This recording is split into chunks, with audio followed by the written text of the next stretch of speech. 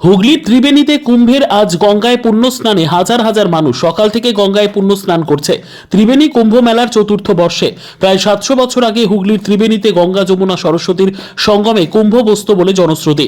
গঙ্গাসাগরে মকর সংক্রান্তি শেষে ফেরার পথে সাধু সন্ন্যাসীরা পায়ে হেঁটে ত্রিবেণী সঙ্গমে মিলিত হতেন মাঘী পূর্ণিমায়। সেখানে একদিনের কুম্ভ হতো, যাকে অনুকুম্ভ বলা হয়। ত্রিবেণীতে এই দিন বহু মানুষের সমাগম হয়, যাকে ঘিরে প্রশাসনিক তৎপরতা রয়েছে।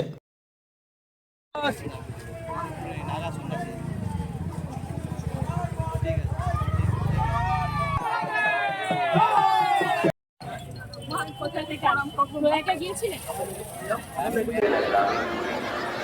মহড়া থানা পরিচিত ত্রিবেণী কুম্ভ মেলায় আপনাদের সহযোগিত ত্রিবেণী কুম্ভ মেলা 2025 এই মহাকীর্তিকে সামিল হতে আপনারা